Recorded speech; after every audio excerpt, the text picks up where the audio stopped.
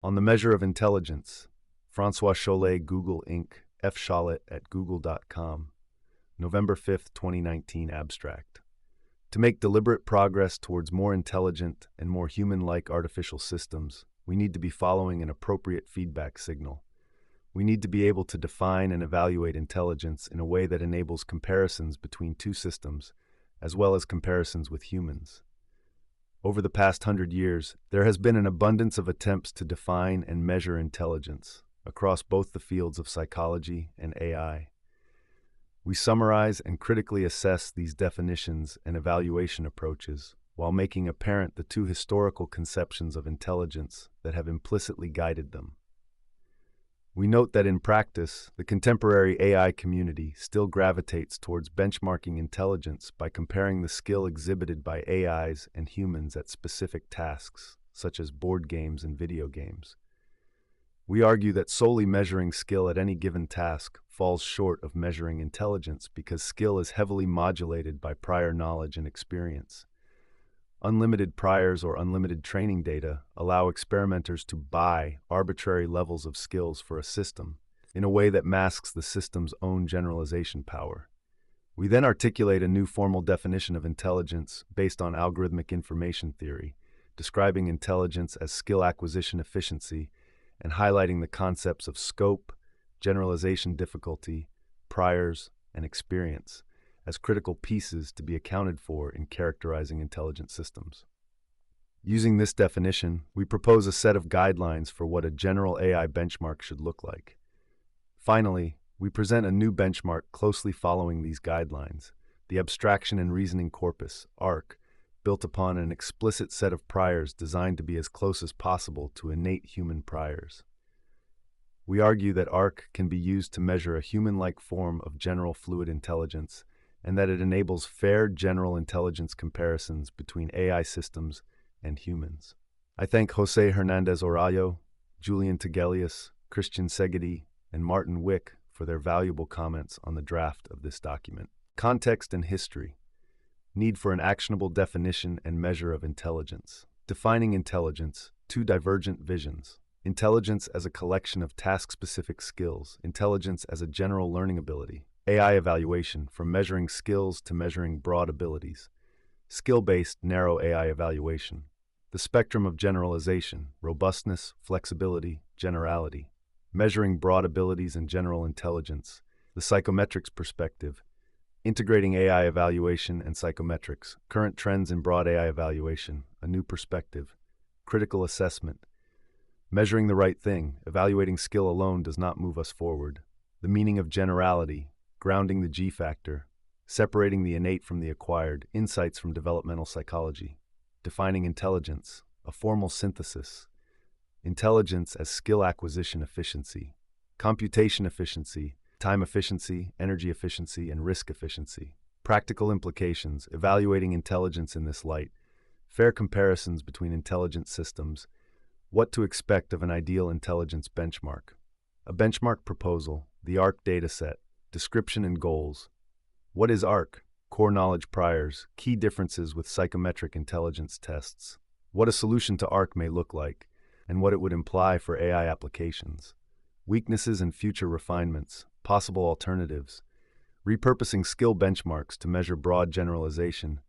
Open-ended adversarial or collaborative approaches. Context and history. Need for an actionable definition and measure of intelligence. The promise of the field of AI, spelled out explicitly at its inception in the 1950s and repeated countless times since, is to develop machines that possess intelligence comparable to that of humans. But AI has since been falling short of its ideal.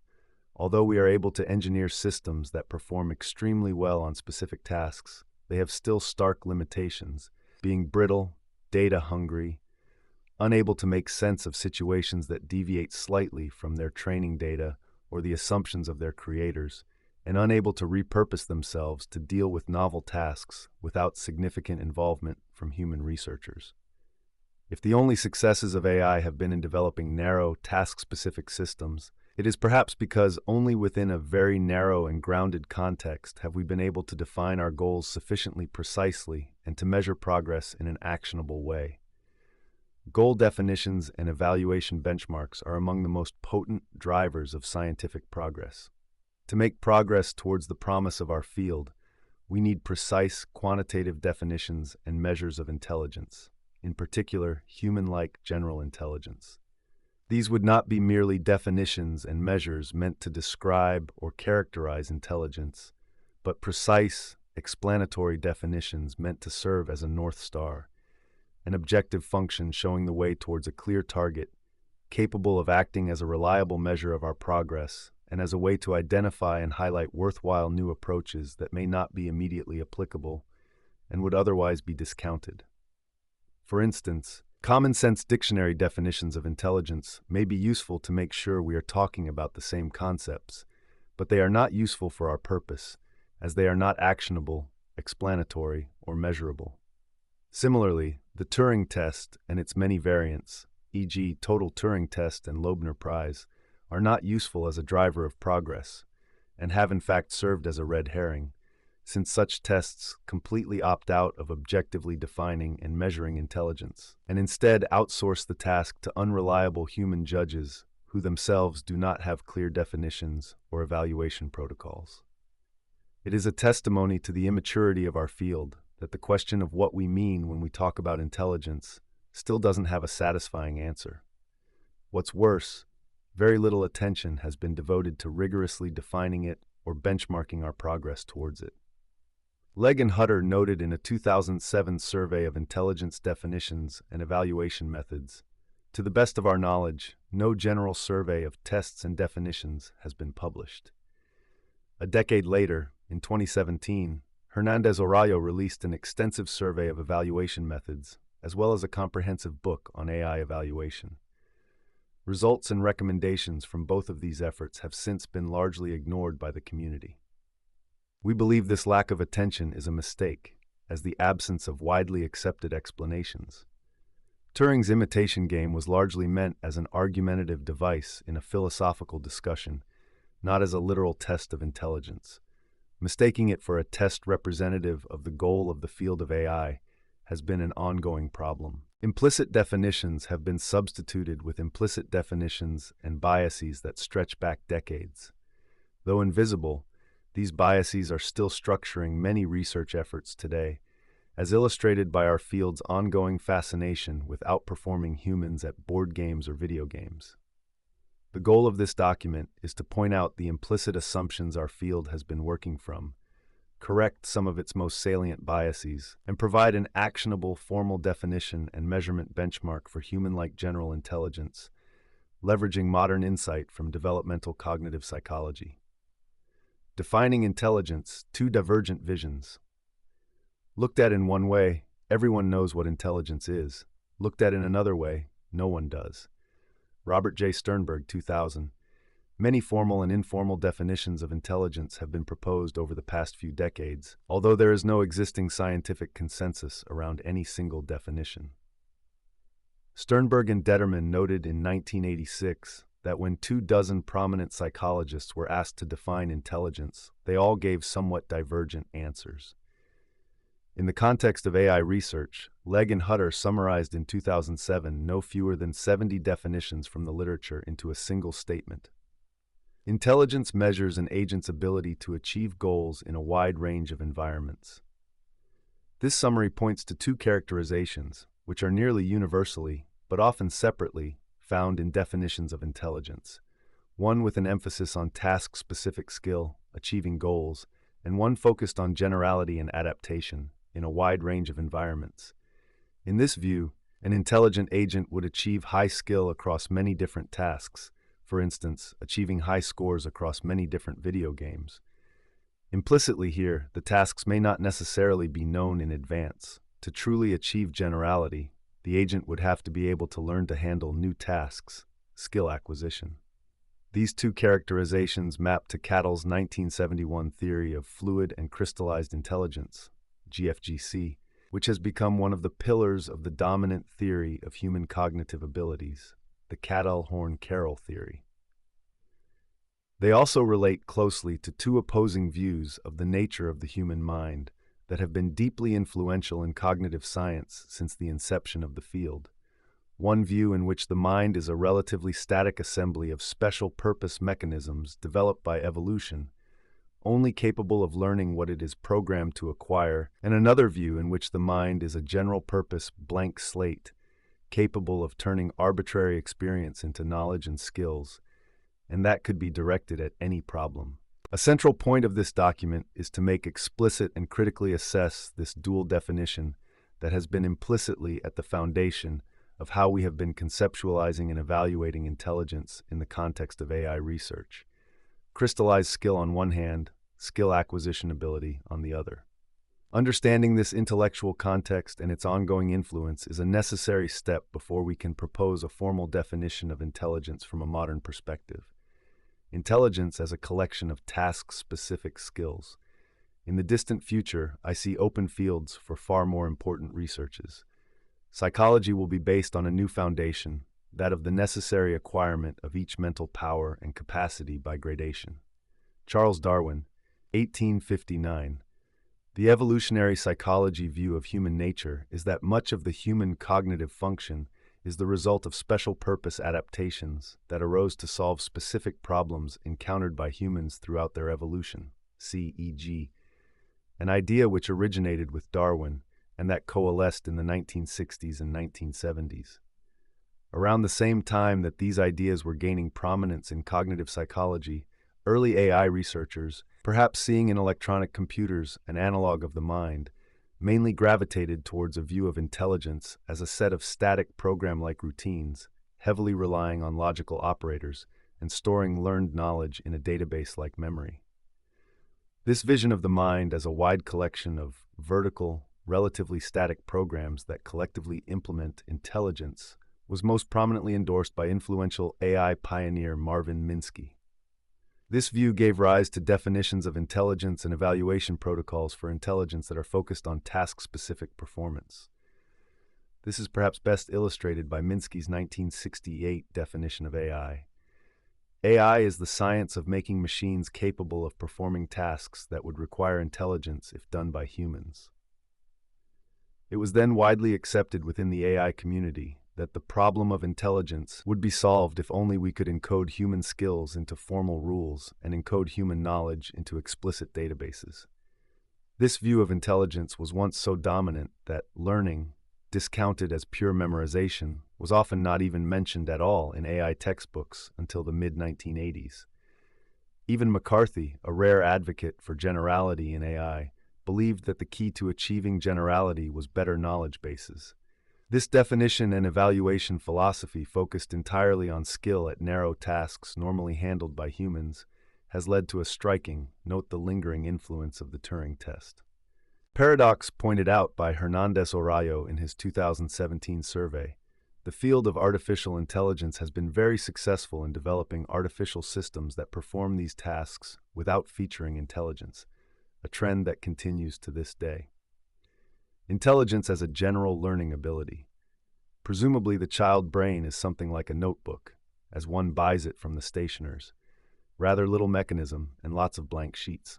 Alan Turing, 1950. In contrast, a number of researchers have taken the position that intelligence lies in the general ability to acquire new skills through learning, an ability that could be directed to a wide range of previously unknown problems, perhaps even any problem at all. Contrast Minsky's task-focused definition of AI with the following one, paraphrased from McCarthy by Hernandez Orayo. AI is the science and engineering of making machines do tasks they have never seen and have not been prepared for beforehand. The notion that machines could acquire new skills through a learning process similar to that of human children was initially laid out by Turing in his 1950 paper. In 1958, Friedberg noted astutely, "If we are ever to make a machine that will speak, understand, or translate human languages, solve mathematical problems with imagination, practice a profession, or direct an organization, either we must reduce these activities to a science so exact that we can tell a machine precisely how to go about doing them, or we must develop a machine that can do things without being told precisely how." But although the idea of generality through learning was given significant consideration at the birth of the field, and has long been championed by pioneers like McCarthy and Papert, it lay largely dormant until the resurgence of machine learning in the 1980s. This view of intelligence echoes another long-standing conception of human nature that has had a profound influence on the history of cognitive science. Contrasting with the evolutionary psychology perspective, Locke's tabula rasa, blank slate, a vision of the mind as a flexible, adaptable, highly general process that turns experience into behavior, knowledge, and skills. This conception of the human mind can be traced back to Aristotle. De Anima, c. 350 BC, perhaps the first treatise of psychology, was embraced and popularized by Enlightenment thinkers such as Hobbes, Locke, and Rousseau. It has more recently found renewed vitality within cognitive psychology and in AI via connectionism. With the resurgence of machine learning in the 1980s, its rise to intellectual dominance in the 2000s, and its peak as an intellectual quasi-monopoly in AI in the late 2010s. Deep learning, a connectionist-inspired tabula rasa, is increasingly becoming the dominant philosophical framework in which AI research is taking place. Many researchers are implicitly conceptualizing the mind via the metaphor of a randomly initialized neural network that starts blank and that derives its skills from training data, a cognitive fallacy that echoes early AI researchers a few decades prior who conceptualized the mind as a kind of mainframe computer equipped with clever subroutines. We see the world through the lens of the tools we are most familiar with. Today, it is increasingly apparent that both of these views of the nature of human intelligence, either a collection of special-purpose programs or a general-purpose tabula rasa, are likely incorrect, which we discuss in 2.11.3, along with implications for artificial intelligence. AI evaluation, from measuring skills to measuring broad abilities. These two conceptualizations of intelligence, along with many other intermediate views combining elements from each side, have influenced a host of approaches for evaluating intelligence in machines, in humans, and more rarely in both at the same time, which we discuss below. Note that this document is not meant as an extensive survey of AI evaluation methods. For such a survey, we recommend Hernandez-Oralo 2017. Other notable previous surveys include Cohen and Howe 1988 and Legg and Hutter 2007. Skill-based, narrow AI evaluation. In apparent accordance with Minsky's goal for AI, the major successes of the field have been in building special-purpose systems capable of handling narrow, well-described tasks, sometimes at above human-level performance.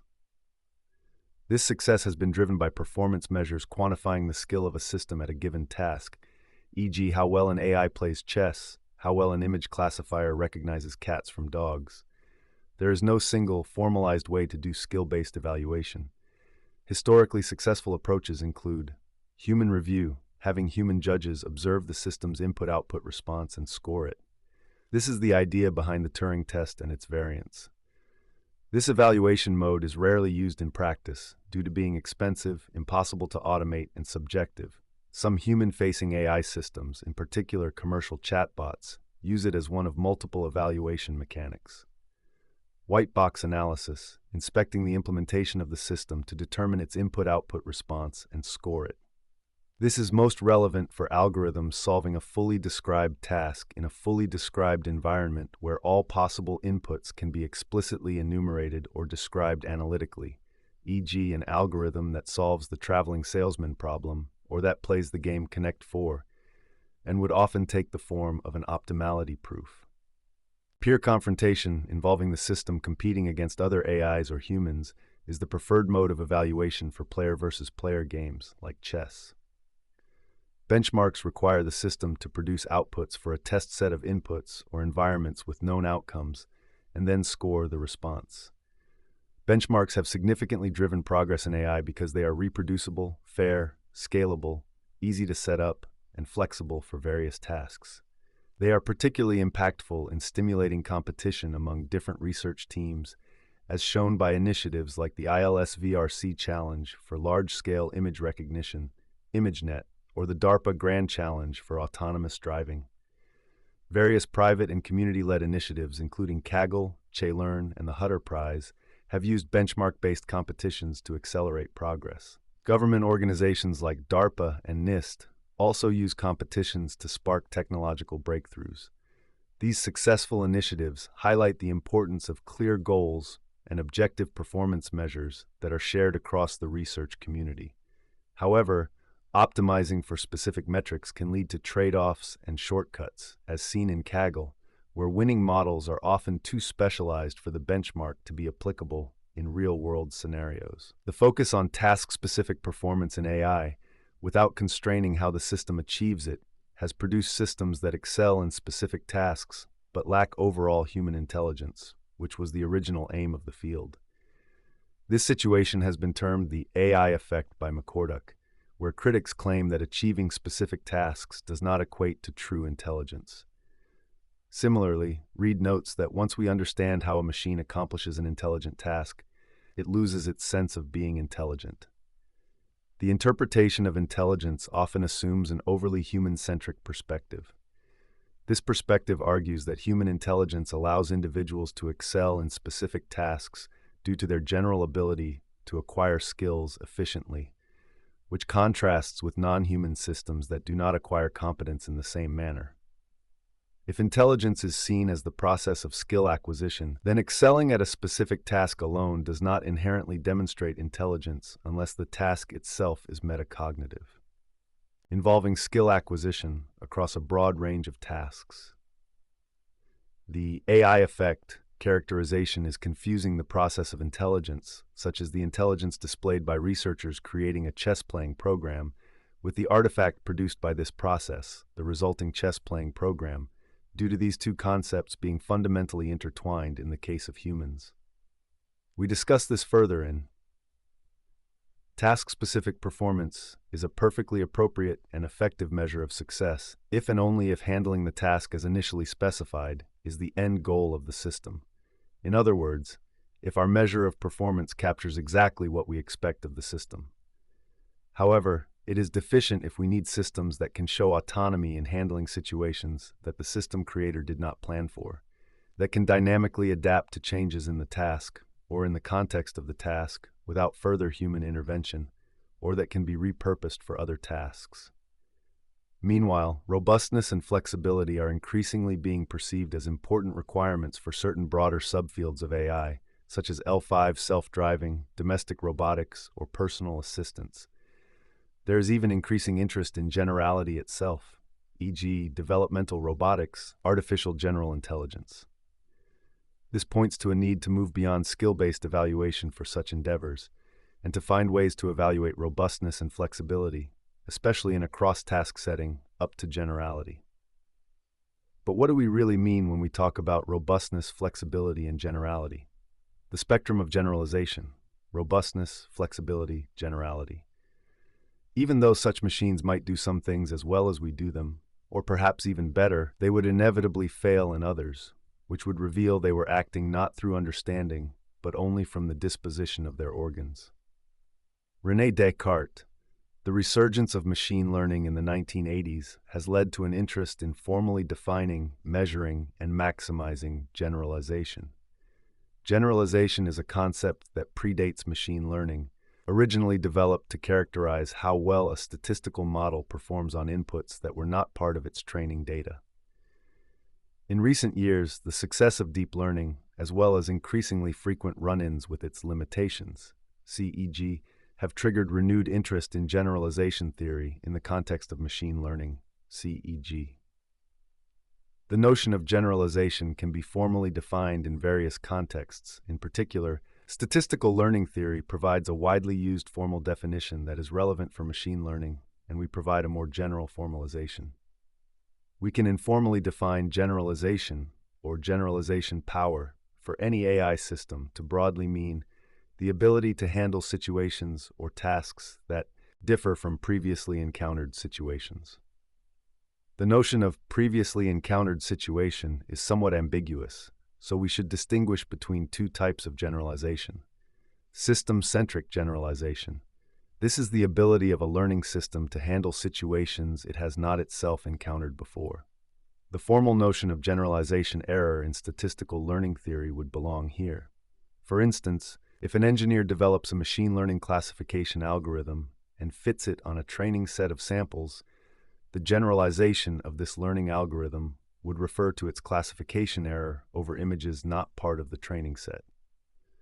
Note that the generalization power of this algorithm may be in part due to prior knowledge injected by the developer of the system. This prior knowledge is ignored by this measure of generalization. Developer-aware generalization. This is the ability of a system, either learning or static, to handle situations that neither the system nor the developer of the system have encountered before.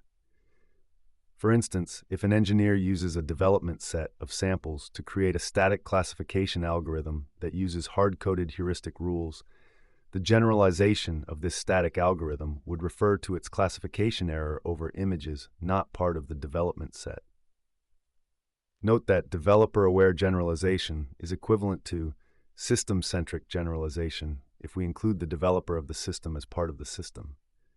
Note that developer-aware generalization accounts for any prior knowledge that the developer of the system has injected into it.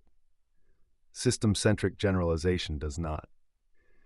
In addition, we find it useful to qualitatively define degrees of generalization for information processing systems. Absence of generalization. The notion of generalization, as we have informally defined above, fundamentally relies on the related notions of novelty and uncertainty. A system can only generalize to novel information that could not be known in advance to either the system or its creator. AI systems in which there is no uncertainty do not display generalization. For instance, a program that plays tic-tac-toe via exhaustive iteration cannot be said to generalize to all board configurations.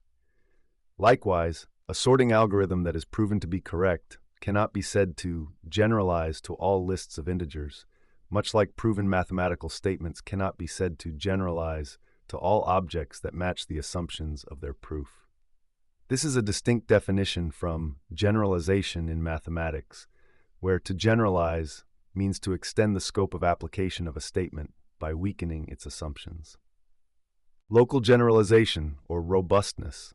This is the ability of a system to handle new points from a known distribution for a single task or a well-scoped set of known tasks, given a sufficiently dense sampling of examples from the distribution, e.g., tolerance to anticipated perturbations within a fixed context. For instance, an image classifier that can distinguish previously unseen RGB images containing cats from those containing dogs, after being trained on many such labeled images, can be said to perform local generalization. One could characterize it as adaptation to known unknowns within a single task or well-defined set of tasks. This is the form of generalization that machine learning has been concerned with from the 1950s up to this day. Broad generalization, or flexibility. This is the ability of a system to handle a broad category of tasks and environments without further human intervention. This includes the ability to handle situations that could not have been foreseen by the creators of the system. This could be considered to reflect human-level ability in a single broad activity domain, e.g., household tasks, driving in the real world, and could be characterized as adaptation to unknown unknowns across a broad category of related tasks. For instance, a L5 self-driving vehicle, or a domestic robot capable of passing Wozniak's coffee cup test, entering a random kitchen and making a cup of coffee, could be said to display broad generalization. Arguably, even the most advanced AI systems today do not belong in this category, although there is increasing research interest in achieving this level. Extreme generalization. This describes open-ended systems with the ability to handle entirely new tasks that only share abstract commonalities with previously encountered situations, applicable to any task and domain within a wide scope. This could be characterized as adaptation to unknown unknowns across an unknown range of tasks and domains. Biological forms of intelligence, humans and possibly other intelligent species, are the only example of such a system at this time. A version of extreme generalization that is of particular interest to us throughout this document is human-centric extreme generalization, which is the specific case where the scope considered is the space of tasks and domains that fit within the human experience. We will refer to human-centric extreme generalization as generality. Importantly, as we deliberately define generality here by using human cognition as a reference frame, which we discuss in, it is only general in a limited sense. Do note, however, that humans display extreme generalization both in terms of system-centric generalization, quick adaptability to highly novel situations from little experience, and developer-aware generalization, ability of contemporary humans to handle situations that previous humans have never experienced during their evolutionary history. To this list, we could theoretically add one more entry, universality, which would extend generality beyond the scope of task domains relevant to humans to any task that could be practically tackled within our universe. Note that this is different from any task at all, as understood in the assumptions of the no free lunch theorem. We discuss in why we do not consider universality to be a reasonable goal for AI. Crucially, the history of AI has been one of slowly climbing up this spectrum, starting with systems that largely did not display generalization, symbolic AI, and evolving towards robust systems, machine learning, capable of local generalization. We are now entering a new stage where we seek to create flexible systems capable of broad generalization, e.g. hybrid symbolic and machine learning systems such as self-driving vehicles, AI assistants, or cognitive developmental robots. Skill-focused task-specific evaluation has been appropriate for closed-end systems that aim at robustness in environments that only feature known unknowns, but developing systems that are capable of handling unknown unknowns requires evaluating their abilities in a general sense. Importantly, the spectrum of generalization outlined above seems to mirror the organization of humans' cognitive abilities as laid out by theories of the structure of intelligence in cognitive psychology. Major theories of the structure of human intelligence all organize cognitive abilities in a hierarchical fashion, with 3 strata in CHC: general intelligence, G factor, at the top, broad abilities in the middle, and specialized skills or test tasks at the bottom. This extends to 4 strata for GVPR, which splits broad abilities into 2 layers, albeit the taxonomy of abilities differs between theories. Here, extreme generalization corresponds to the G factor, broad generalization across a given domain corresponds to a broad cognitive ability, and local generalization, as well as the no generalization case, corresponds to task-specific skill. Measuring such broad abilities, and possibly generality itself, rather than specific skills, has historically been the problem of the field of psychometrics. Could psychometrics inform the evaluation of abilities in AI systems? Interest in flexible AI or general AI? Broad abilities is often meant in opposition to local generalization. We use generalization to refer to the entire spectrum of generalization, starting with local generalization. Because human general intelligence, the G factor, is itself a very broad cognitive ability, the top of the hierarchy of abilities, we use the term intelligence or general intelligence to refer to extreme generalization as defined above. Measuring broad abilities and general intelligence, the psychometrics perspective. It seems to us that in intelligence there is a fundamental faculty, the alteration or the lack of which is of the utmost importance for practical life. This faculty is the faculty of adapting oneself to circumstances. Alfred Binet, 1916. In the early days of the 20th century, Binet and Simon, looking for a formal way to distinguish children with mental disabilities from those with behavior problems, developed the Binet-Simon scale, the first test of intelligence, founding the field of psychometrics. Immediately after, Spearman observed that individual results across different, seemingly unrelated types of intelligence tests were correlated, and hypothesized the existence of a single factor of general intelligence, the G factor. Today, psychometrics is a well-established subfield of psychology that has arrived at some of the most reproducible results of the field. Modern intelligence tests are developed by following strict standards regarding reliability, low measurement error, a notion tied to reproducibility, validity, measuring what one purports to be measuring, a notion tied to statistical consistency and predictiveness, standardization and freedom from bias, see classical test theory, CTT, and item response theory, IRT. A fundamental notion in psychometrics is that intelligence tests evaluate broad cognitive abilities as opposed to task-specific skills. Theories of the structure of intelligence, such as CHC, GVPR, which have co-evolved with psychometric testing, statistical phenomena emerging from test results have informed these theories, and these theories have informed test design. Organize these abilities in a hierarchical fashion, rather similarly to the spectrum of generalization we presented earlier. Importantly, an ability is an abstract construct based on theory and statistical phenomena, as opposed to a directly measurable, objective property of an individual mind, such as a score on a specific test. Broad abilities in AI, which are also constructs, fall into the exact same evaluation problematics. Psychometrics approaches the quantification of abilities by using broad batteries of test tasks rather than any single task, and by analyzing test results via probabilistic models. Importantly, the tasks should be previously unknown to the test taker, i.e., we assume that test takers do not practice for intelligence tests. This approach is highly relevant to AI evaluation.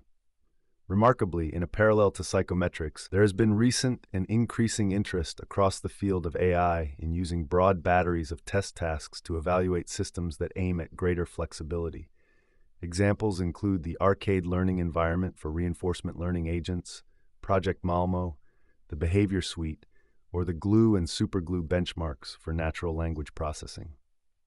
The underlying logic of these efforts is to measure something more general than skill at one specific task by broadening the set of target tasks. However, when it comes to assessing flexibility, a critical defect of these multitask benchmarks is that the set of tasks is still known in advance to the developers of any test-taking system, and it is fully expected that test-taking systems will be able to practice specifically for the target tasks, leverage task-specific built-in prior knowledge inherited from the system developers, leverage external knowledge obtained via pre-training, etc. As such, these benchmarks still appear to be highly gameable. Merely widening task-specific skill evaluation to more tasks does not produce a qualitatively different kind of evaluation. Such benchmarks are still looking at skills rather than abilities, in contrast with the psychometrics approach. In addition to these multitask benchmarks, a number of more ambitious test suites for cognitive abilities of AI have been proposed in the past but have not been implemented in practice. The Newell test by Anderson and Lebier, the BICA cognitive decathlon, targeted at developmental robotics, the Turing Olympics, and the iathlon. Lacking concrete implementations, it is difficult to assess whether these projects would have been able to address the ability evaluation problem they set out to solve. On the other hand, two similarly spirited but more mature test suites have emerged recently, focused on generalization capabilities as opposed to specific tasks, the Animal AI Olympics and the GVGAI competition. Both take the position that AI agents should be evaluated on an unseen set of tasks or games in order to test learning or planning abilities rather than special purpose skill.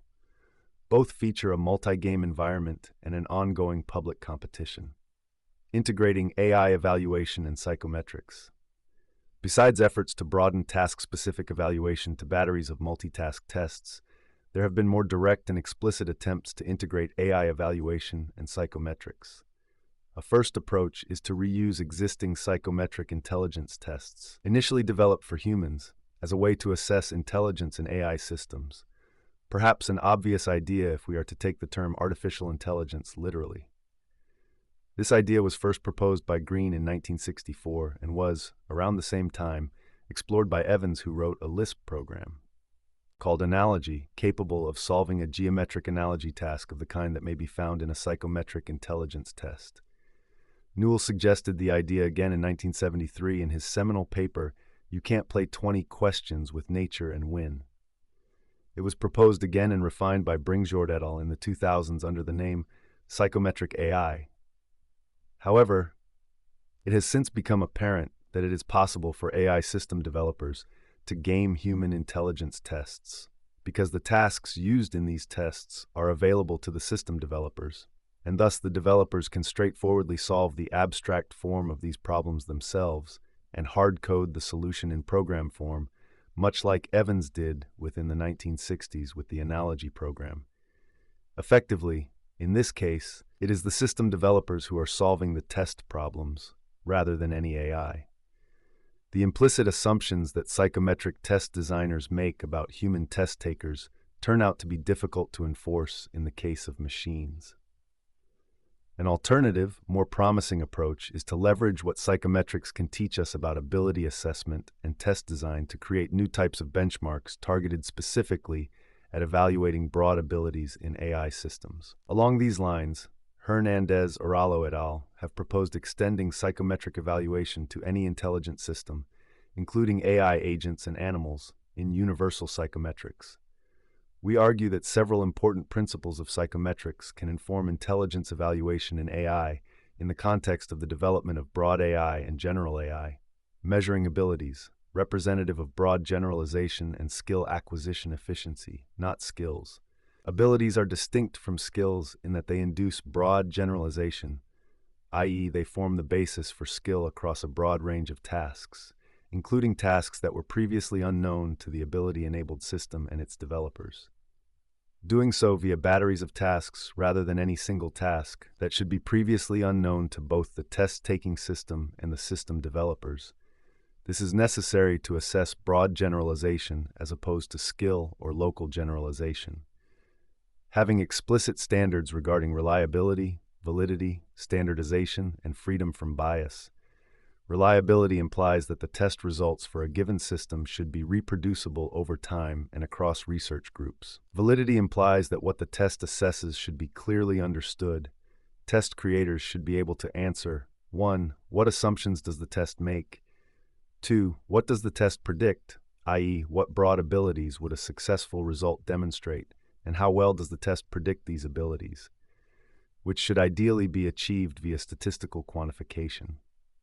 Standardization implies adopting shared benchmarks across the subset of the research community that pursues broad AI and general AI. Standard benchmarks in computer vision and natural language processing have already shown to be highly effective catalyzers of progress.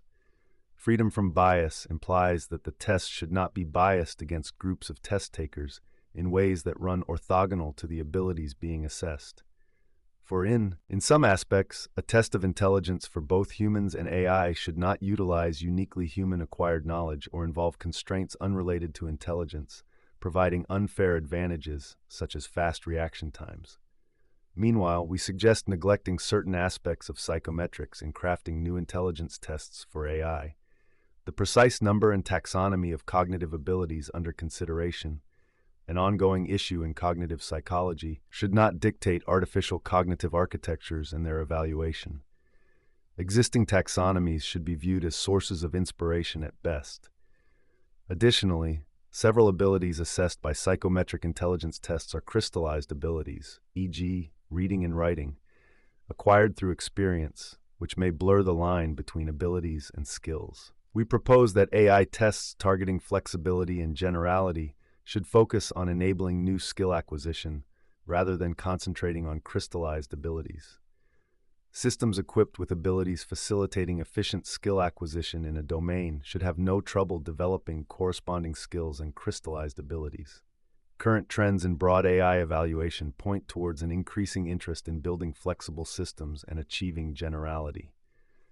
However, the AI community has generally overlooked psychometric evaluation, psychometric AI, or universal psychometrics. An assessment of the modern evaluation landscape reveals both positive and negative trends. On the positive side, there is a growing emphasis on establishing generalization in evaluating reinforcement learning (RL) algorithms since 2017, highlighting the need to move beyond testing on training data. Likewise, there is a rising focus on evaluating the data efficiency of learning algorithms in the context of RL for games like Atari games or Minecraft. Furthermore, there is a trend towards utilizing multitask benchmarks to assess robustness and flexibility. On the downside, the robustness of systems, specifically deep learning models, is often a concern due to inadequate attention towards formally assessing robustness and quantifying generalization in most benchmarks. This issue leads to vulnerabilities that gradient descent can exploit, such as shortcuts based on surface statistics like textures in computer vision. Note, some content has been redacted for conciseness. Research findings is often an issue, especially in reinforcement learning, although some progress has been made on this front. Most importantly, the evaluation of any ability that goes decisively beyond local generalization is still largely a greenfield, and little effort has been devoted to investigate it. Hernandez Oralo noted in 2017 that ability-oriented and general-purpose evaluation approaches are still very incipient and more research and discussion is needed. Recent attempts at broadening task-specific benchmarks by including multiple tasks do not measure developer-aware generalization, as the tasks are all known in advance to system developers. Attempts at assessing generalization by testing RL systems on previously unseen game levels, like Coin Run or Obstacle Tower, are still only looking at task-specific local generalization by evaluating a candidate system on new samples from a known distribution rather than using a substantially new task. In addition, the fact the level generation programs used are available to the AI developers means it is possible to cheat on these benchmarks by sampling arbitrary amounts of training data. Further, contemporary research moonshots that are publicly advertised as being steps towards general intelligence appear to still be focusing on skill-based task-specific evaluation for board games and video games, e.g. Go and StarCraft for DeepMind, Dota 2 for OpenAI, via highly mediatized confrontations with top human players. Despite claims of progress towards general AI in associated public communications, such evaluation does not involve any measure of generalization power and has little to no overlap with the development of flexibility and generality. For example, although OpenAI's Dota 2 playing AI 5 was trained on 45,000 years of play and was able to beat top human players, it has proven very brittle, as non-champion human players were able to find strategies to reliably beat it in a matter of days after the AI was made available for the public to play against. In addition, 5 did not even generalize to Dota 2 in the first place. It could only play a restricted version of the game, with 16 characters instead of over 100. Likewise, AlphaGo and its successor AlphaZero, developed in 2016 and 2017, have not yet found any application outside of board games, to the best of our knowledge. We deplore this discrepancy between a focus on surpassing humans at tests of skill on one hand, and a manifest interest in developing broad abilities on the other hand, an endeavor entirely orthogonal to skill itself. We hypothesize that this discrepancy is due to a lack of a clear conceptualization of intelligence, skill, and generalization, as well as a lack of appropriate measures and benchmarks for broad cognitive abilities. In what follows, we expose in more detail the issue with using task-specific moonshots, e.g. achieving better than human performance in a video game or board game, as stepping stones towards more general forms of AI, and we propose a formal definition of intelligence meant to be actionable in the pursuit of flexible AI and general AI. A new perspective, critical assessment. Measuring the right thing, evaluating skill alone does not move us forward. In 1973, psychologist and computer science pioneer Alan Newell, worried that recent advances in cognitive psychology were not bringing the field any closer to a holistic theory of cognition, published his seminal paper, You Can't Play 20 Questions with Nature and Win, which helped focus research efforts on cognitive architecture modeling and provided new impetus to the long-standing quest to build a chess-playing AI that would outperform any human. 24 years later, in 1997, IBM's Deep Blue beat Garry Kasparov, the best chess player in the world, bringing this quest to an end. When the dust settled, researchers were left with the realization that building an artificial chess champion had not actually taught them much, if anything, about human cognition. They had learned how to build a chess-playing AI, and neither this knowledge nor the AI they had built could generalize to anything other than similar board games. It may be obvious from a modern perspective that a static chess-playing program based on minimax and tree search would not be informative about human intelligence, nor competitive with humans in anything other than chess. But it was not obvious in the 1970s, when chess playing was thought by many to capture and require the entire scope of rational human thought. Perhaps less obvious in 2019 is that efforts to solve complex video games using modern machine learning methods still follow the same pattern. Newell wrote, "We know already from existing work, psychological studies on humans, that the task chess involves forms of reasoning and search and complex perceptual and memorial processes. For more general considerations, we know that it also involves planning, evaluation, means-ends analysis, and redefinition of the situation, as well as several varieties of learning: short-term, post-hoc analysis, preparatory analysis, study from books, etc. The assumption was that solving chess would require implementing these general abilities. Chess does indeed involve these abilities in humans, but while possessing these general abilities makes it possible to solve chess and many more problems by going from the general to the specific, inversely, there is no clear path from the specific to the general.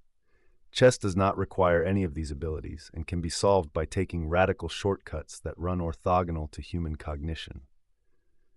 Optimizing for single-purpose performance is useful and valid if one's measure of success can capture exactly what one seeks, e.g., if one's end goal is a chess-playing machine and nothing more. But from the moment the objective is settled, the process of developing a solution will be prone to taking all shortcuts available to satisfy the objective of choice, whether this process is gradient descent or human-driven research. These shortcuts often come with undesirable side effects when it comes to considerations not incorporated in the measure of performance. If the environment in which the system is to operate is too unpredictable for an all-encompassing objective function to be defined beforehand, e.g., most real-world applications of robotics, where systems face unknowns, if one aims at a general-purpose AI that could be applied to a wide range of problems with no or little human engineering, then one must somehow optimize directly for flexibility and generality, rather than solely for performance on any specific task. This is perhaps a widely accepted view today when it comes to static programs that hard-code a human-designed solution. When a human engineer implements a chatbot by specifying answers for each possible query via if-else statements, we do not assume this chatbot to be intelligent, and we do not expect it to generalize beyond the engineer's specifications. Likewise, if an engineer looks at a specific IQ test task, comes up with a solution, and writes down this solution in program form, we do not expect the program to generalize to new tasks, and we do not believe that the program displays intelligence. The only intelligence at work here is the engineer's.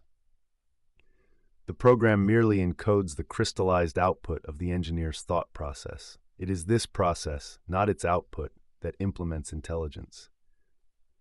Intelligence is not demonstrated by the performance of the output program, but by the fact that the same process can be applied to a vast range of previously unknown problems. The engineer's mind is capable of extreme generalization. Since the resulting program is merely encoding the output of that process, it is no more intelligent than the ink and paper used to write down the proof of a theorem. However, what of a program that is not hard-coded by humans, but trained from data to perform a task? A learning machine certainly may be intelligent. Learning is a necessary condition to adapt to new information and acquire new skills. But being programmed through exposure to data is no guarantee of generalization or intelligence. Hard-coding prior knowledge into an AI is not the only way to artificially buy performance on the target task without inducing any generalization power. There is another way: adding more training data, which can augment skill in a specific vertical or task without affecting generalization whatsoever. Information processing systems form a spectrum between two extremes. On one end, static systems that consist entirely of hard-coded priors, such as Deep Blue or our if-else chatbot example, and on the opposite end, systems that incorporate very few priors and are almost entirely programmed via exposure to data, such as a hash table or a densely connected neural network. Most intelligent systems, including humans and animals, combine ample amounts of both priors and experience. Crucially, the ability to generalize is an axis that runs orthogonal to the prior experience plane. Given a learning system capable of achieving a certain level of generalization, modifying the system by incorporating more priors or more training data about the task can lead to greater task-specific performance without affecting generalization. In this case, both priors and experience serve as a way to game any given test of skill without having to display the sort of general-purpose abilities that humans would rely on to acquire the same skill. This can be readily demonstrated with a simple example. Consider a hash table that uses a locality-sensitive hash function, e.g., nearest neighbor, to map new inputs to previously seen inputs. Such a system implements a learning algorithm capable of local generalization, the extent of which is fixed, determined only by the abstraction capabilities of the hash function. This system, despite only featuring trace amounts of generalization power, is already sufficient to solve any task for which unlimited training data can be generated, such as any video game. All that one has to do is obtain a dense sampling of the space of situations that needs to be covered and associate each situation with an appropriate action vector. Adding ever more data to a local generalization learning system is certainly a fair strategy if one's end goal is skill on the task considered, but it will not lead to generalization beyond the data the system has seen. The resulting system is still very brittle, for example, deep learning models such as OpenAI 5, and crucially, developing such systems does not teach us anything about achieving flexibility and generality. Solving any given task with beyond human level performance by leveraging either unlimited priors or unlimited data does not bring us any closer to broad AI or general AI, whether the task is chess, football, or any esport. Current evidence points to the fact that contemporary deep learning models are local generalization systems, conceptually similar to a locality-sensitive hash table.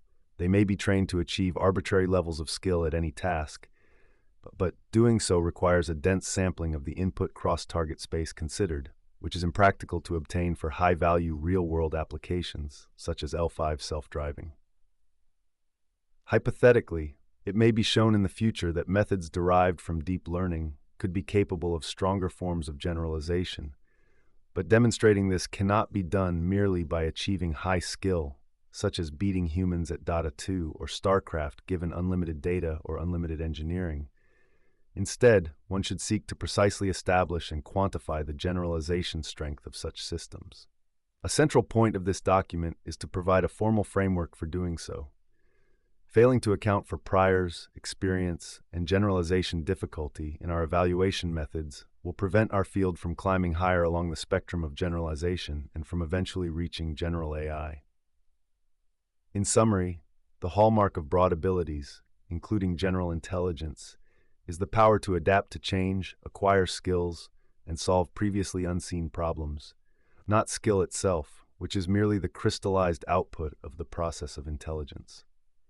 Testing for skill at a task that is known in advance to system developers, as is the current trend in general AI research, can be gamed without displaying intelligence in two ways. 1. Unlimited prior knowledge. 2. Unlimited training data. To actually assess broad abilities and thus make progress toward flexible AI and eventually general AI, it is imperative that we control for priors, experience, and generalization difficulty in our evaluation methods in a rigorous and quantitative way.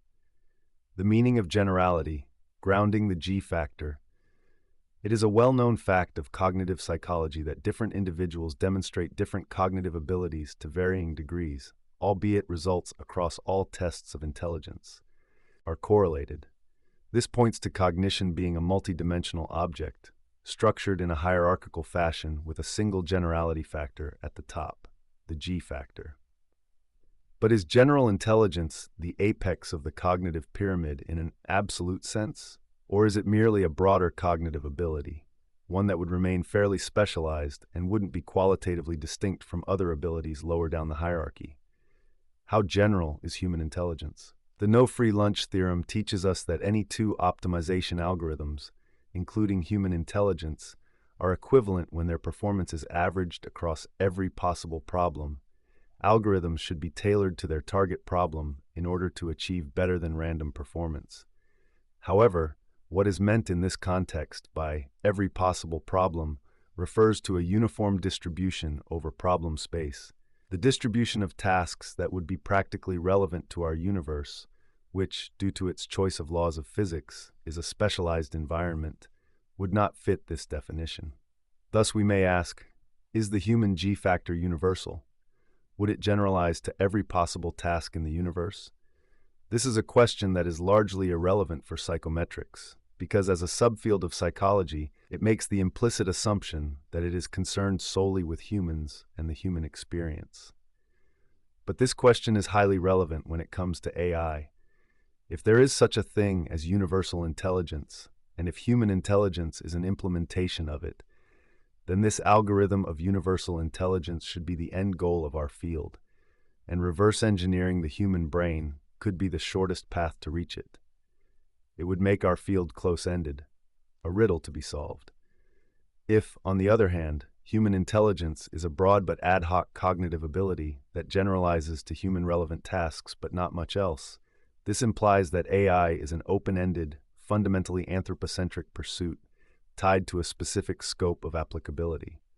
This has implications for how we should measure it, by using human intelligence and human tasks as a reference, and for the research strategies we should follow to achieve it. The G factor, by definition, represents the single cognitive ability common to success across all intelligence tests, emerging from applying factor analysis to test results across a diversity of tests and individuals. But intelligence tests, by construction, only encompass tasks that humans can perform, tasks that are immediately recognizable and understandable by humans, anthropocentric bias, since including tasks that humans couldn't perform would be pointless. Further, psychometrics establishes measurement validity by demonstrating predictiveness with regard to activities that humans value, e.g. scholastic success. The very idea of a valid measure of intelligence only makes sense within the frame of reference of human values. In fact, the interpretation of what specific abilities make someone intelligent vary from culture to culture. More broadly, humans have historically had a poor track record when it comes to attributing intelligence to complex information processing agents around them, whether looking at humans from other cultures or at animals, such as octopuses, dolphins, great apes, etc.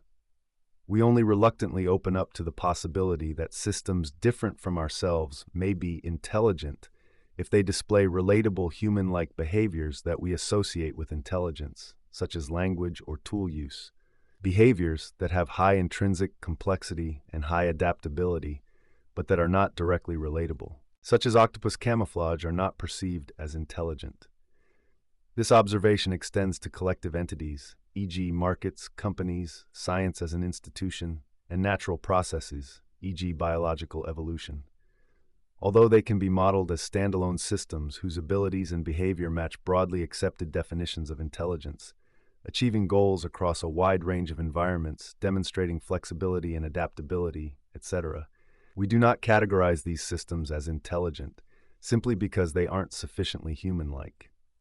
To use a well-known cross-domain analogy, much like intelligence, the notion of physical fitness as it pertains to sports and other physical activities is an intuitively understandable, informal yet useful concept. Like intelligence, fitness is not easily reducible to any single factor, such as a person's age or muscle mass. Rather, it seems to emerge from a constellation of interdependent factors. If we sought to rigorously measure physical fitness in humans, we would come up with a set of diverse tests such as running a 100 meters, running a marathon, swimming, doing sit-ups, doing basketball throws, etc., not unlike IQ test suites. Across test results, we would observe clusters of correlations, corresponding to broad physical abilities strictly analogous to cognitive abilities, e.g., lung capacity might be such an ability inducing correlations across tests. Much like in the case of cognitive abilities, experts would probably disagree and debate as to the exact taxonomy of these broad abilities. Is being tall and lean an ability, or is tallness a standalone factor? And crucially, we should intuitively expect to find that all test results would be correlated. We would observe a physical G factor corresponding to the general intuitive construct of physical fitness. But would this mean that human morphology and motor affordances are general in an absolute sense, and that a very fit person could handle any physical task at all? Certainly not. We are not adapted for the large majority of environments that can be found in the universe, from the Earth's oceans to the surface of Venus, from the atmosphere of Jupiter to interstellar space. It is, however, striking and remarkable that human physical abilities generalize to a far greater range of environments and tasks than the limited set of environments and activities that guided their evolution. To caricature, human bodies evolved for running in the East African savanna, yet they are capable of climbing Mount Everest, swimming across lakes, skydiving, playing basketball, etc. This is not a coincidence. By necessity, evolution optimizes for adaptability, whether cognitive adaptability or sensorimotor adaptability. Human physical capabilities can thus be said to be general, but only in a limited sense. When taking a broader view, humans reveal themselves to be extremely specialized, which is to be expected given the process through which they evolved. We argue that human cognition follows strictly the same pattern as human physical capabilities. Both emerged as evolutionary solutions to specific problems in specific environments, commonly known as the 4Fs. Both were, importantly, optimized for adaptability, and as a result they turn out to be applicable for a surprisingly greater range of tasks and environments beyond those that guided their evolution, e.g. piano playing, solving linear algebra problems, or swimming across the channel. A remarkable fact that should be of the utmost interest to anyone interested in engineering broad or general-purpose abilities of any kind. Both are multi-dimensional concepts that can be modeled as a hierarchy of broad abilities leading up to a general factor at the top. And crucially, both are still ultimately highly specialized. Much like human bodies are unfit for the quasi-totality of the universe by volume, human intellect is not adapted for the large majority of conceivable tasks. This includes obvious categories of problems such as those requiring long-term planning beyond a few years, or requiring large working memory, for example, multiplying 10-digit numbers. This also includes problems for which our innate cognitive priors are unadapted. For instance, humans can be highly efficient in solving certain NP-hard problems of small size when these problems present cognitive overlap with evolutionarily familiar tasks such as navigation. For example, the Euclidean traveling salesman problem, TSP, with low point count can be solved by humans near optimally in near linear optimal time using perceptual strategies, but perform poorly, often no better than random search for problem instances of very large size or problems with less cognitive overlap with evolutionarily familiar tasks, for example, certain non-Euclidean problems. For instance, in the TSP, human performance degrades severely when inverting the goal from finding the shortest path to finding the longest path. Humans perform even worse in this case than one of the simplest possible heuristic, farthest neighbor construction. A particularly marked human bias is dimensional bias. Humans show excellent performance on 2D navigation tasks and 2D shape-packing puzzles, and can still handle 3D cases, albeit with greatly reduced performance, but they are effectively unable to handle 4D and higher. This fact is perhaps unsurprising given human reliance on perceptual strategies for problem-solving strategies, which are backed by neural mechanisms specifically evolved for 2D navigation, hippocampal systems of place cells and grid cells. Thus, a central point of this document is that general intelligence is not a binary property which a system either possesses or lacks. It is a spectrum tied to 1, a scope of application, which may be more or less broad, and 2, the degree of efficiency with which the system translates its priors and experience into new skills over the scope considered. 3, the degree of generalization difficulty represented by different points in the scope considered. In addition, the value of one scope of application over another is entirely subjective. We wouldn't be interested in, and wouldn't even perceive as intelligent, a system whose scope of application had no intersection with our own. As such, it is conceptually unsound to set artificial general intelligence in an absolute sense, for example, universal intelligence, as a goal. To set out to build broad abilities of any kind, one must start from a target scope, and one must seek to achieve a well-defined intelligence threshold within this scope. AI is a deeply contextual and open-ended endeavor, not a single one-time riddle to be solved. However, it may in theory be possible to create human-like artificial intelligence. We may gradually build systems that extend across the same scope of applicability as human intelligence, and we may gradually increase their generalization power within this scope until it matches that of humans. We may even build systems with higher generalization power, as there is no a priori reason to assume human cognitive efficiency. This does not necessarily mean that humanity as a collective is incapable of solving these problems.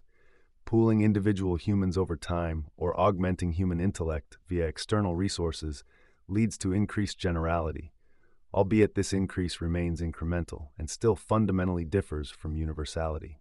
Efficiency is an upper bound, or systems with a broader scope of application.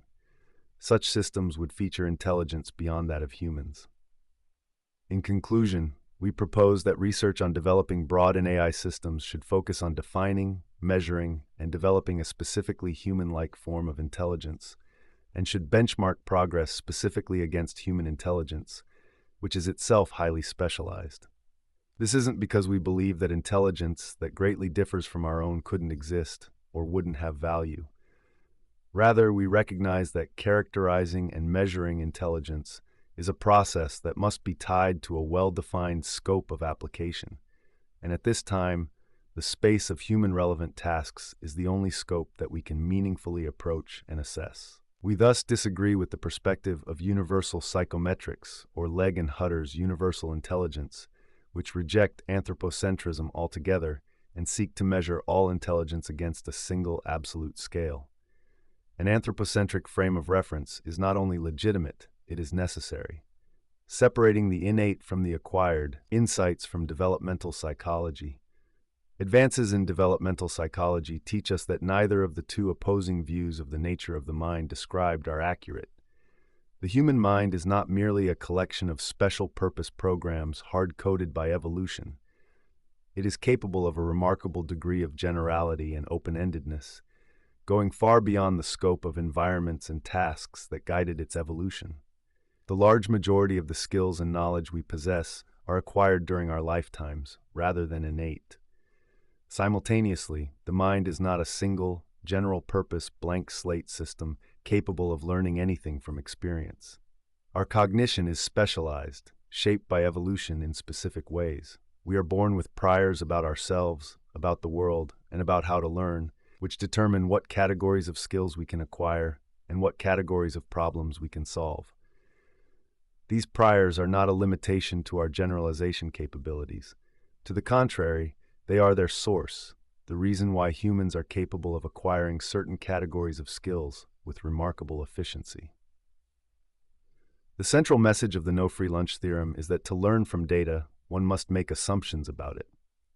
The nature and structure of the innate assumptions made by the human mind are precisely what confers to it its powerful learning abilities.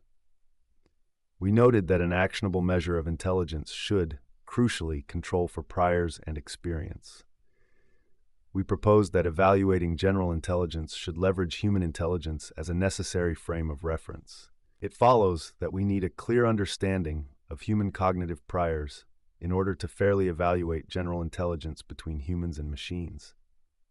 Human cognitive priors come in multiple forms. Low-level priors about the structure of our own sensorimotor space, for example, reflexes such as the vestibulo-ocular reflex, the palmar grasp reflex, etc. These priors enable infants to quickly take control of their senses and bodies, and may even generate simple behaviors in a limited range of situations. Meta-learning priors governing our learning strategies and capabilities for knowledge acquisition. This may include, for instance, the assumption that information in the universe follows a modular hierarchical structure, as well as assumptions regarding causality and spatiotemporal continuity. High-level knowledge priors regarding objects and phenomena in our external environment. This may include prior knowledge of visual objectness, what defines an object, priors about orientation and navigation in 2D and 3D Euclidean spaces, goal-directedness, expectation that our environment includes agents that behave according to goals, innate notions about natural numbers, innate social intuition, for example, theory of mind, etc. When it comes to creating artificial human-like intelligence, low-level sensorimotor priors are too specific to be of interest, unless one seeks to build an artificial human body. While human meta-learning priors should be of the utmost interest, understanding the strategies that the brain follows to turn experience into knowledge and skills is effectively our end goal. These priors are not relevant to evaluating intelligence. They are intelligence, rather than a third-party modulating factor to be controlled for. They are part of the black box that we seek to characterize. It is knowledge priors that should be accounted for when measuring a human-like form of intelligence. A system that does not possess human innate knowledge priors would be at a critical disadvantage compared to humans when it comes to efficiently turning a given experience curriculum into skill at a given human task. Inversely, a system that has access to more extensive hard-coded knowledge about the task at hand could not be fairly compared to human intelligence. As we noted in He.1.1, unlimited priors allow system developers to buy unbounded performance on any given task, with no implications with regard to generalization abilities, what we are actually trying to achieve. Therefore, we propose that an actionable test of human-like general intelligence should be founded on innate human knowledge priors. The priors should be made as close as possible to innate human knowledge priors as we understand them. As our understanding of human knowledge priors improves over time, so should the test evolve. The test should assume that the system being measured possesses a specific set of priors. AI systems with more extensive priors should not be benchmarked using such a test. AI systems with fewer priors should be understood to be at a disadvantage. Learning priors and knowledge priors are subjective since knowledge facilitates skill acquisition. For instance, the neural mechanism behind our capabilities to perform 2D navigation may be treated either as a specialized meta-learning prior or as a knowledge prior about the external world. The priors assumed by the test should be explicitly and exhaustively described. Importantly, current psychometric intelligence tests make many assumptions about prior knowledge held by the test taker, either innate or acquired, but never explicitly describe these assumptions. To make sure that human test takers do not bring further priors to the test tasks should not rely on any acquired human knowledge, i.e., any knowledge beyond innate prior knowledge. For instance, they should not rely on language or learned symbols, e.g. arrows, on acquired concepts such as cat or dog, or on tasks for which humans may have trained before, e.g. chess. This leads us to a central question: what is the exact list of knowledge priors that humans are born with? This is the question that the developmental science theory of core knowledge seeks to answer. Core knowledge identifies 4 broad categories of innate assumptions that form the foundations of human cognition, and which are largely shared by our non-human relatives. Objectness and elementary physics. Humans assume that their environment should be parsed into objects, characterized by principles of cohesion. Objects move as continuous, connected, bounded wholes. Persistence. Objects do not suddenly cease to exist and do not suddenly materialize. And contact. Objects do not act at a distance and cannot interpenetrate. Agentness and goal-directedness. Humans assume that, while some objects in their environment are inanimate, some other objects are agents, possessing intentions of their own, acting so as to achieve goals. E.g., if we witness an object A following another moving object B, we may infer that A is pursuing B and that B is fleeing A, and showing efficiency in their goal-directed actions. We expect that these agents may act contingently and reciprocally. Natural numbers and elementary arithmetic. Humans possess innate, abstract number representations for small numbers, which can be applied to entities observed through any sensory modality. These number representations may be added or subtracted and may be compared to each other or sorted. Elementary geometry and topology. This core knowledge system captures notions of distance, orientation, in-out relationships for objects in our environment and for ourselves. It underlies humans' innate facility for orienting themselves with respect to their surroundings and navigating 2D and 3D environments. Core knowledge has been written into our DNA by natural evolution. Natural evolution is an extremely low-bandwidth, highly selective mechanism for transferring information from the surrounding environment to an organism's genetic code. It can only transfer information associated with evolutionary pressures, and it can only write about aspects of the environment that are stable over sufficiently long timescales. As such, it would not be reasonable to expect humans to possess vast amounts of human-specific prior knowledge. Core knowledge is evolutionarily ancient and largely shared across many species, in particular non-human primates.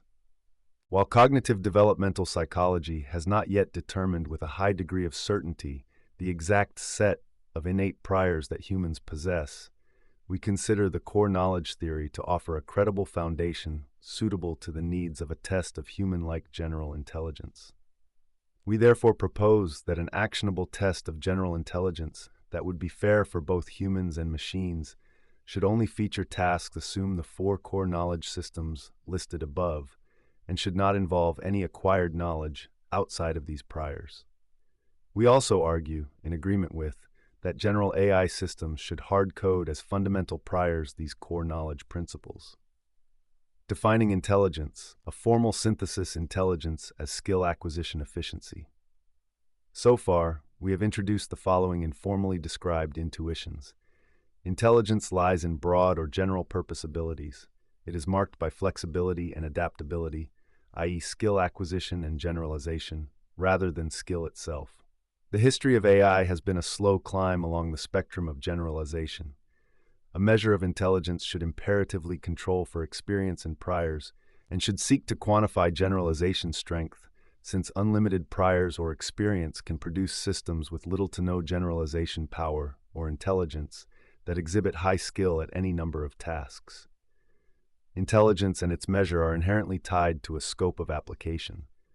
As such, general AI should be benchmarked against human intelligence and should be founded on a similar set of knowledge priors. Let us now formalize these intuitions. In what follows, we provide a series of definitions for key concepts necessary to ground a formal definition of intelligence and its measure. We will leverage the tools of Algorithmic Information Theory. These definitions lead up to a formal way of expressing the following central idea. The intelligence of a system is a measure of its skill acquisition efficiency over a scope of tasks with respect to priors, experience, and generalization difficulty. Intuitively, if you consider two systems that start from a similar set of knowledge priors and that go through a similar amount of experience, e.g. practice time, with respect to a set of tasks not known in advance, the system with higher intelligence is the one that ends up with greater skills, i.e. the one that has turned its priors and experience into skill more efficiently. This definition of intelligence encompasses meta-learning priors, memory, and fluid intelligence. It is distinct from skill itself. Skill is merely the output of the process of intelligence. Before we start, let us emphasize that many possible definitions of intelligence may be valid across many different contexts, and we do not purport that the definition above and the formalism below represent the one true definition. Nor is our definition meant to achieve broad consensus. Rather, the purpose of our definition is to be actionable, to serve as a useful perspective shift for research on broad cognitive abilities, and to function as a quantitative foundation for new general intelligence benchmarks, such as the one we propose in Part 3. As per George Box's aphorism, all models are wrong, but some are useful. Our only aim here is to provide a useful North Star towards flexible and general AI. We discuss in the concrete ways in which our formalism is useful and actionable. Position of the problem. First, we must introduce basic definitions to establish our problem setup. It should be immediately clear to the reader that our choice of problem setup is sufficient to model fully supervised learning, partially supervised learning, and reinforcement learning. We consider the interaction between a task and an intelligent system. This interaction is mediated by a skill program generated by the intelligent system and a scoring function, part of the task. We implicitly consider the existence of a fixed universal Turing machine on which our programs run, including the skill programs, as well as programs part of the task and part of the intelligent system. We also assume the existence of a fixed situation space and response space. Each of these spaces defines the set of binary strings that are allowed as input and output, respectively, of all skill programs we will consider henceforth. They may be, for instance, the sensor space and the motor space of an animal or robot. Position of the problem. An intelligent system generates a skill program to interact with a task. A task consists of four objects: a task state, binary string, a situation generation function. It may be stochastic. A situation is a binary string belonging to situation space. A scoring function scoring maps situation, response, task state to score, feedback. It may be stochastic. A response is a binary string in the response space. A score is a scalar meant to measure the appropriateness of a response to a situation. Feedback is a binary string encoding full or partial information about the current score or scores corresponding to past responses known to the task state. Note: the parameter situation is technically optional since it may be known to the task state at runtime. We include it here for maximum explicitness. A self-update function, task update, maps response, task state to task state, mutating the task state based on the response to the latest situation. It may be stochastic. For instance, a game such as chess or Warcraft 3, as well as what we call a task in the ARC benchmark presented, would constitute a task. A given chessboard position, screen frame in Warcraft 3, or input grid in ARC would constitute a situation. An intelligent system IS consists of three objects: a system state S-state binary string and a skill program generation function. Skill program gen mapping IS state to skill program SP state. It may be stochastic. A skill program mapping situation SP state to response. SP state is a function that maps an input situation to a valid response in the response space, potentially using working memory SP state. It may be stochastic. Because it has a state SP state, a binary string, it can autonomously handle a series of connected situations without further communication with the intelligent system that created it. A skill program may be any game-specific program capable of playing new levels in a video game. In the context that follows, we refer to a skill program as the combination of the skill program function and the initial skill program state SPS state, i.e., skill programs are considered stateful. A skill program represents a frozen version of the system's task-specific capabilities, including the ability to adapt to novel situations within the task. We use the concept of a skill program as a conceptual device to formalize the level of task-specific skill and task-specific generalization capabilities of an agent at a given point in time. A self-update function, ISUpdate, situation, response, feedback, ISS state, which mutates the system's state based on the latest situation and corresponding feedback. It may be stochastic. For instance, a neural network generation and training algorithm for games would be an intelligent system, and the inference mode game-specific network it would output at the end of a training run on one game would be a skill program. A program synthesis engine capable of looking at an ARC task and outputting a solution program would be an intelligent system, and the resulting solution program capable of handling future input grids for this task would be a skill program. The interaction between task, intelligent system, and skill programs is structured in two phases: a training phase and an evaluation phase. The goal of the training phase is for the IS to generate a high-skill program that will generalize to future evaluation situations. The goal of the evaluation phase is to assess the capability of this program to handle new situations. The training phase consists of the repetition of the following steps. We note the current step as T.